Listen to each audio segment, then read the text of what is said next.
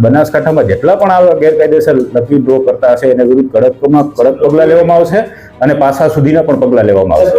લોકોએ જેને ટિકિટ ખરીદી લીધેલી હશે તેના પાછા નાણાં મેળવી શકે છે. જે લોકો પાસેથી જેની પાસેથી ટિકિટ લીધી એની પાસેથી પાછા નાણાં મેળવી લો, અને જો આ લોકો પાછા નાણાં ના આપે તો પણ તમે પોલીસ સ્ટેશનમાં આવીને એના વિરુદ્ધ ફરિયાદ કરી શકો છો. એટલે એ પણ વિનંતી છે કે તમે તમારા પાછા નાણાં લઈ લેજો, જેથી કરીને તમારા રૂપિયા વેડફાય. આપ પત્રકાર મિત્રો જાણો છો કે થરાદ વિભાગમાં અને થરાદમાં ખાસ કરીને વાવ, થરાદ, વિગામ, માવસરી, લાખણી આ બધા વિસ્તારમાં હમણાં લકી ડ્રોનો રાફડો ફાટી નીકળ્યો છે.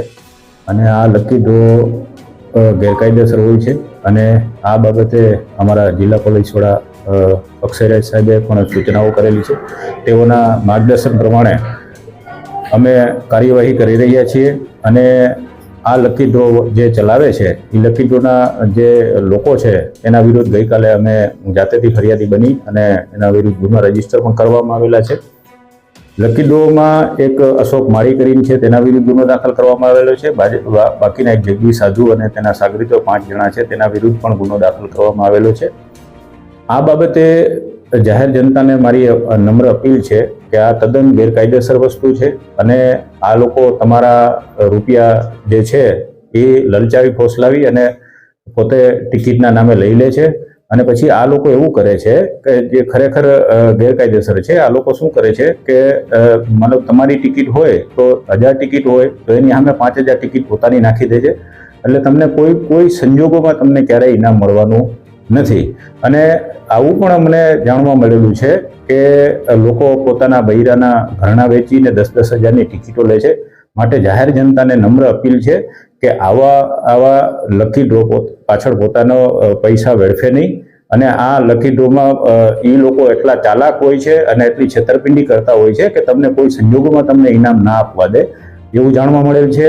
લોકો 1000 ટિકિટોની સામે 5-5000 પોતાની ટિકિટો નાખી દે છે અને જે ડ્રોની જે કરવાની સિસ્ટમ હોય છે એમાં પણ છેડછાડ કરે છે.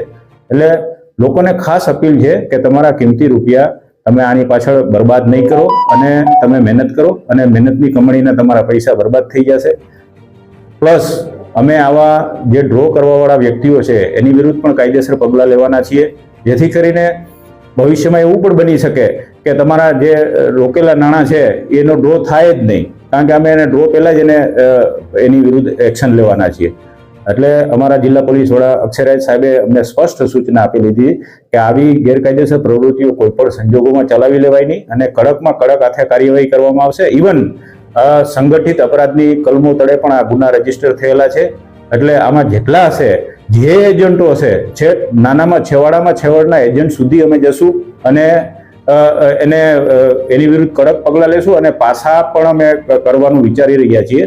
કારણ કે આ તો ખૂબ થાય છે અને કરોડો રૂપિયાના લોકોના કરોડો રૂપિયા પોતે આવી રીતે અનાથ બાળકોના નામે અને ગૌચારાના નામે પોતે લઈ જાય છે. એટલે આ પત્રકાર મિત્રોના માધ્યમથી હું જાહેર જનતાને એક વિનંતી કરું છું કે આવા લકી ડ્રોમાં પોતાના નાણાં વેડફે નહીં. અને આ એક બરબાદ કરી દેવા માટેની વસ્તુ છે. તમને કોઈ ઇનામ લાગવાની શક્યતાઓ જ નથી, કારણ કે એ લોકો એટલી છેતરપિંડી કરતા હોય છે કે ઇનામ લાગવાના ચાન્સીસ બહુ ઓછા હોય છે. તમે જાણો છો કે એટલી હદે આ લોકો મતલબ ગેરકાયદેસર કરતા હોય છે કે 25-25 લાખ રૂપિયા રોકડા આપે છે.